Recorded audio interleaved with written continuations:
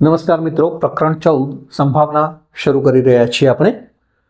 તો અહીંયા સંભાવનાનો વિભાગ સી ની અંદર 3 ગુણનો એક દાખલો પૂછાય છે મિત્રો. તો આમાંથી આપણને 3 ગુણ મળી રહે છે.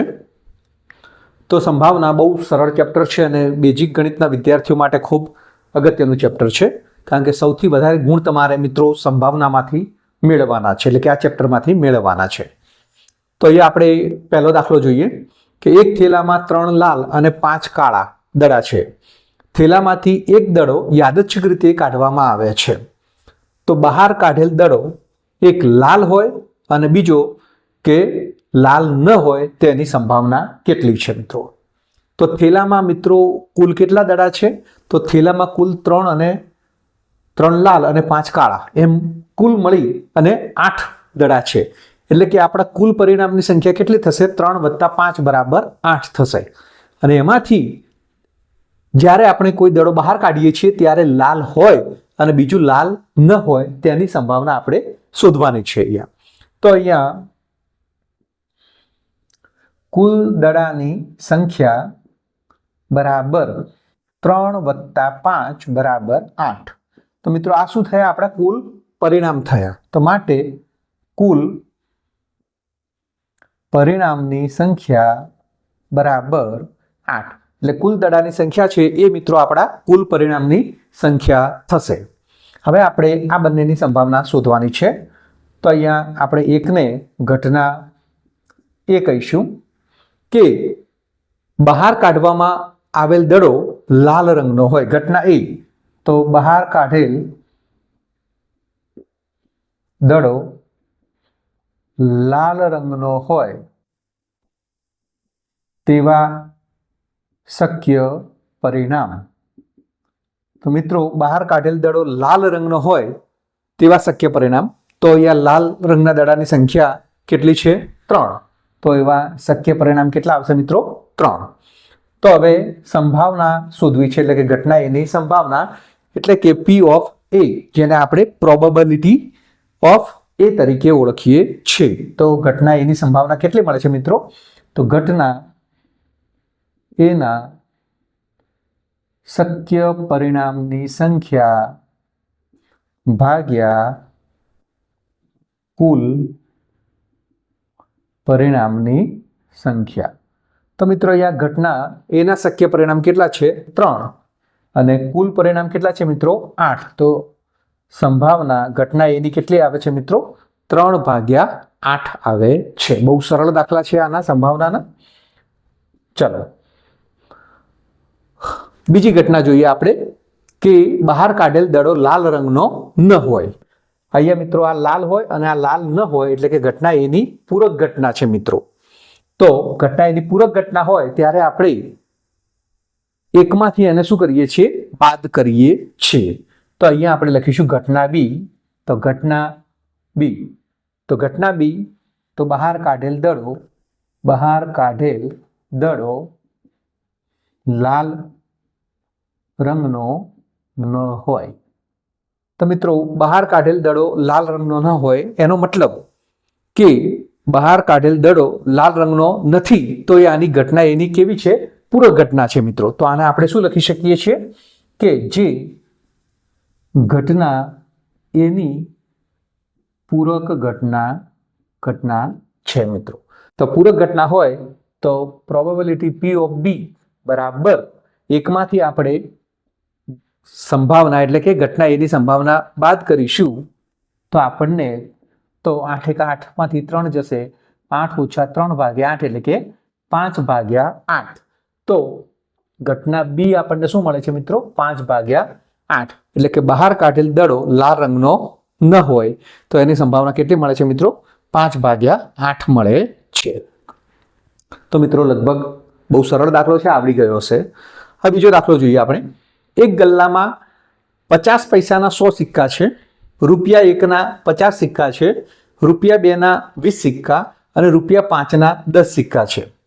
જ્યારે આ ગલ્લાને ઊંધો કરી દેવામાં આવે છે ત્યારે ગલ્લામાંથી કોઈ એક સિક્કો બહાર પડે તે સમસંભાવી છે, એટલે કે તેમની સંભાવના સમાન છે.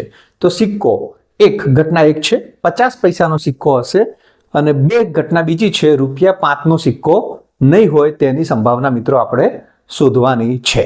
તો મિત્રો પહેલા રકમ બરાબર જોઈ લેવાની છે, કુલ પરિણામ કેટલા છે અને જે ઘટનાઓ આપેલી છે એ કયા પ્રકારની ઘટનાઓ છે એ બરાબર ધ્યાન રાખી આપણે જોઈશું તો આ દાખલાઓ સરળતાથી આપણને આવડી જશે. તો અહીંયા મિત્રો કુલ સિક્કાની સંખ્યા આપણે લખવી છે. તો કુલ સિક્કાની સંખ્યા, તો કુલ સિક્કા કેટલા છે મિત્રો? 50 પૈસાના 100 સિક્કા છે એટલે કે 100 વત્તા ₹1ના 50 સિક્કા છે એટલે કે વત્તા 50, ₹2ના 20 સિક્કા છે એટલે કે વત્તા 20 અને ₹5ના 10 સિક્કા છે. હા, તો 150 એટલે કેટલા થયા મિત્રો? 180. તો અહીંયા કુલ પરિણામ કેટલા થયા? તો કુલ પરિણામની સંખ્યા બરાબર 180 એટલે કે 180 થાય છે. હા મિત્રો આપણે ઘટના જોઈશું વારાફરથી. તો ઘટના એ શું કહે છે કે ગલ્લામાંથી સિક્કો બહાર પડે તે કેટલાનો? 50 પૈસાનો સિક્કો હોય તો બહાર પડેલ સિક્કો 50 પૈસાનો હોય તેવા શક્ય પરિણામની સંખ્યા. તો મિત્રો કેટલી થશે અહીંયા?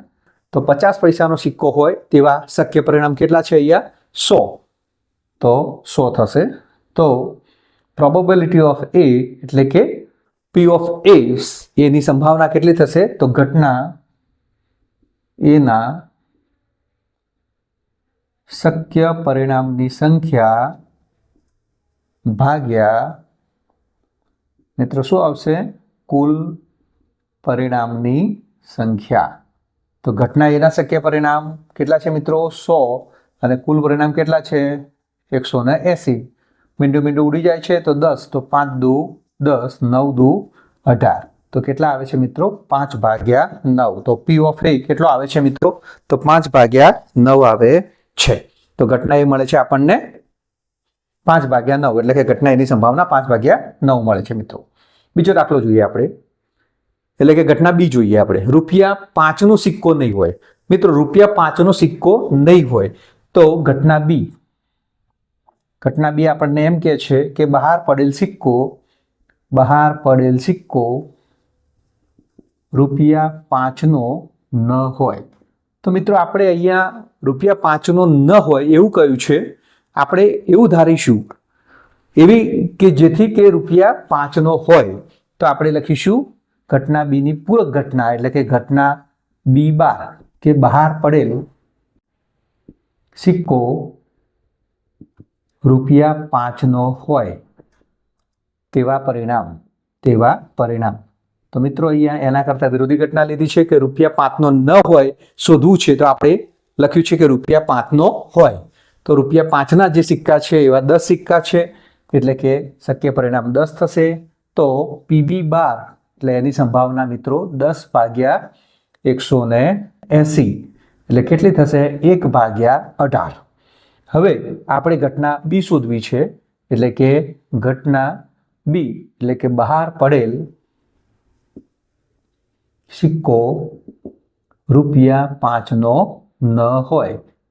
હવે એની આપણે સંભાવના શોધવી છે કે ₹5નો ન હોય એટલે કે PB બરાબર 1 ઓછા PB12 એટલે કે 1 ઓછા 1/18. કેટલી થશે મિત્રો? 18 × 18 ઓછા 1/18 એટલે કે 17/18.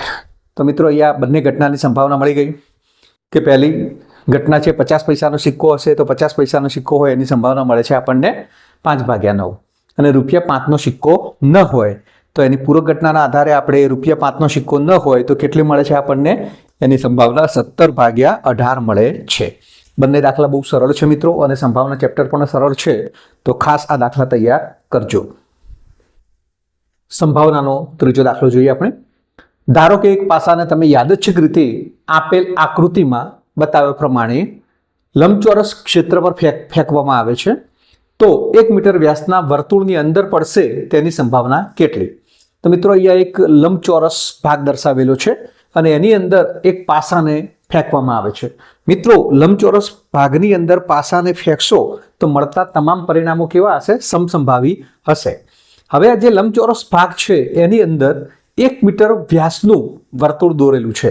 વ્યાસ એનો 1 મીટર છે, તો મિત્રો ત્રિજ્યા કેટલી થશે? 1/2 થશે. અને આ જે પાસો છે વર્તુળની અંદર પડે તેની આપણે સંભાવના શોધવાની છે. તો મિત્રો ઘણી વખત આ પ્રકારના દાખલા પૂછાતા હોય છે. લંબચોરસનું ક્ષેત્રફળ એટલે કે એની લંબાઈ અને પહોળાઈ આપેલી છે, એના પરથી લંબચોરસનું ક્ષેત્રફળ મળશે. અને વર્તુળમાં ત્રિજ્યા આપેલી છે, તો એના પરથી વર્તુળનું ક્ષેત્રફળ મળશે. મિત્રો જ્યારે પણ આ પ્રકારના દાખલા આપેલા હોય તો મિત્રો જે આકૃતિ નાની છે એટલે કે અંદર સમાયેલી છે એનું ક્ષેત્રફળ પણ શોધવાનું છે, અને જે આખો ભાગ આપેલો છે જેમ કે અહીંયા લંબચોરસ આપ્યું છે એનું પણ ક્ષેત્રફળ શોધવાનું છે. અને તમને ખબર છે મિત્રો કે છેદની અંદર મોટી સંખ્યા અને અંશની અંદર નાની સંખ્યા આવે છે. તો મિત્રો અહીંયા જે વર્તુળનું ક્ષેત્રફળ છે એનું મૂલ્ય ઓછું મળશે, અને જે લંબચોરસ છે એનું ક્ષેત્રફળ વધારે છે એટલે કે એનું મૂલ્ય મોટું મળશે. એટલે જેનું મૂલ્ય મોટું મળે છે એ ભાગ છેદમાં આવશે, જેનું ક્ષેત્રફળ નાનું મળે છે એ ભાગ ઉપર આવશે, અને બંનેનો ભાગાકાર કરીશું તો આપણને શું મળશે? સંભાવના મળશે. તો જ્યારે પણ આકૃતિવાળા દાખલા હોય તો મિત્રો આ પ્રકારે આપણે ગણતરી કરવાની છે, તે બાબત ખાસ ધ્યાનમાં રાખશો. તો અહીંયા પાસાને ફેંકવાનો છે. તો અહીંયા આપણે પહેલા લંબચોરસનું ક્ષેત્રફળ અને વર્તુળનું ક્ષેત્રફળ શોધી નાખીએ. તો લંબચોરસનું ક્ષેત્રફળ એટલે કે લંબાઈ ગુણ્યા પહોળાઈ. હા, તો એની લંબાઈ કેટલી છે મિત્રો? 3 મીટર ગુણ્યા એની પહોળાઈ કેટલી છે? 2 મીટર એટલે કે 6 મીટરનો વર્ગ. તો લંબચોરસનું ક્ષેત્રફળ મળે છે મિત્રો 6 મીટરનો વર્ગ.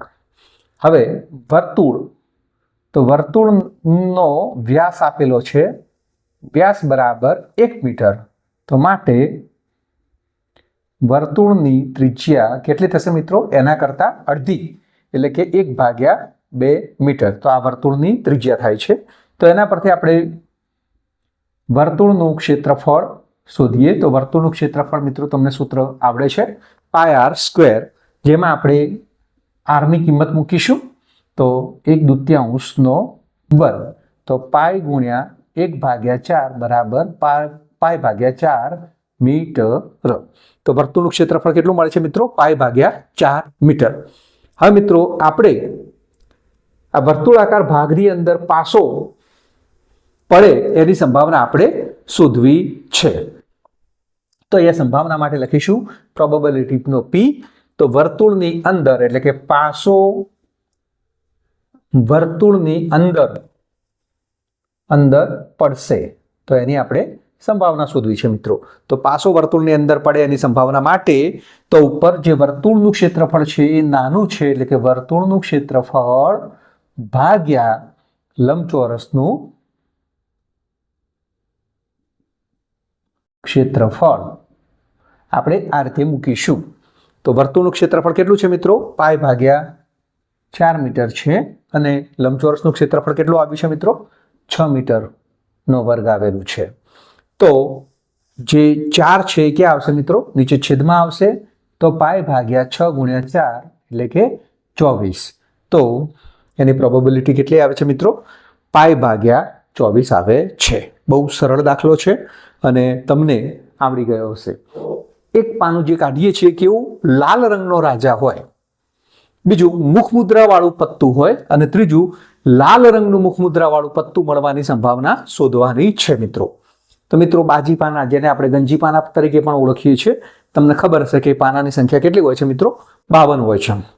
52માં દરેક રંગના 13 પાના હોય છે, એટલે કે લાલ રંગના 13 પાના હોય છે, ચરકટના 13 પાના હોય છે, કાળીના 13 પાના હોય છે, અને ફલ્લઈના 13 પાના હોય છે. એ મિત્રો તમને ખ્યાલ હશે. તો અહીંયા કુલ પાનાની સંખ્યા અથવા પત્તાની સંખ્યા બરાબર 52 છે. તો માટે કુલ પરિણામની સંખ્યા કેટલી મળે છે મિત્રો? તો કુલ પરિણામની સંખ્યા મળે છે 52 મળે છે. હવે આપણે 3 ઘટનાઓ આપેલી છે, એ 3 ઘટનાઓ વિશે વાત કરી લઈએ. પહેલી ઘટના છે ઘટના A. તો ઘટના A માં આપેલું છે લાલ રંગનો રાજા હોય, તો કાઢેલ પત્તું લાલ રંગનો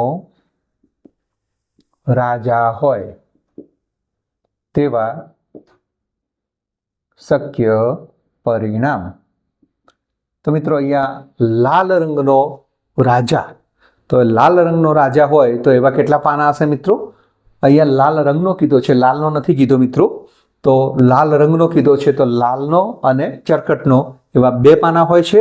તો એવા શક્ય પરિણામ કેટલા થશે મિત્રો? 2.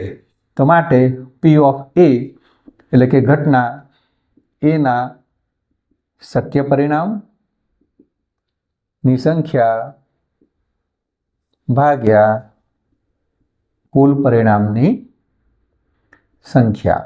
તો મિત્રો અહીંયા ઘટના એના શક્ય પરિણામ લાલ રંગનો રાજા, મિત્રો તમને કહ્યું કે લાલ અને ચરકટ એમ 2 રાજા હોય છે, એટલે કે 2/52 બરાબર 1/26. તો લાલ રંગનો રાજા હોય તો એની સંભાવના કેટલી મળે છે મિત્રો? 1/26 મળે છે. બીજી ઘટના જોઈએ કે ઘટના બી શું કહે છે કે કાઢેલ પત્તું એ મુખ મુદ્રા વાળું પત્તું હોય. કાઢેલ પાનું અથવા પત્તું મુખ મુદ્રા વાળું હોય તેવા શક્ય પરિણામ. મિત્રો કાઢેલ પત્તું છે કે પાનું છે એ મુખ મુદ્રા વાળું. મિત્રો મુખ મુદ્રા વાળા પાના કેટલા હોય છે? તો બાજીની અંદર મુખ મુદ્રા વાળા પાના 12 હોય છે. 4 કલરના 3 પાના હોય છે. 3 પાના એટલે કે બાદશાહ હોય છે, રાણી હોય છે અને ગોલ હોય છે. તો એમ કરીને કુલ પાનાની સંખ્યા એટલે મુખ મુદ્રા વાળા પાનાની સંખ્યા કેટલી હોય છે મિત્રો? 12 હોય છે. તો P ઓફ B કેટલો મળે છે? તો ઘટના બીના શક્ય પરિણામની સંખ્યા ભાગ્યા કુલ પરિણામની સંખ્યા. તો બરાબર 12/52. 12/52 એટલે કે 4 તરી 12 અને 13 ચોગું 52 થાય છે મિત્રો. તો અહીંયા 4 4 ઉડી જાય છે. તો અહીંયા 3/13. તો ઘટના બીની સંભાવના કેટલી થાય છે મિત્રો? 3/13. હવે પસંદ કરેલ પાનું એટલે કે કાઢેલ પાનું લાલ રંગનું મુખ મુદ્રા વાળું હોય. મિત્રો લાલનું નથી, લાલ રંગનું કહ્યું છે. એટલે લાલ રંગનું મુખ મુદ્રા વાળા પાના કેટલા હશે મિત્રો? 6 પાના હશે. કે લાલના 3 પાના ગોલ, ડી અને બાદશાહ. એ જ રીતે ચરકટના પણ 3 પાના ગોલ, ડી અને બાદશાહ. એટલે કુલ પાનાની સંખ્યા કેટલી હોય છે મિત્રો? 6. તો ઘટના સી, તો કાઢેલ પાનું પત્તું છે એ લાલ રંગનું મુખ મુદ્રા વાળું હોય તેવા પરિણામ ની સંખ્યા. તો બરાબર કેટલી થશે મિત્રો? 6. તો પ્રોબેબિલિટી ઓફ સી એટલે કે સીની સંભાવના, તો ઘટના સીના શક્ય પરિણામની સંખ્યા અથવા શક્ય પરિણામ ભાગ્યા કુલ પરિણામની સંખ્યા. તો મિત્રો કેટલી થશે? 6/52. એટલે કે 6/52, 3 દુ 6 અને 13 ચોગું 52. એ છેદ ઉડશે 2 દુ 4 એટલે કે 3/26. તો આવા પરિણામ કેટલા મળે છે મિત્રો? એટલે કે એની સંભાવના મળે છે 3/26. તો મિત્રો બાજી પાનાવાળા દાખલા પૂછાય તો પણ બહુ સહેલા દાખલા હોય છે જે તમને આવડી જશે.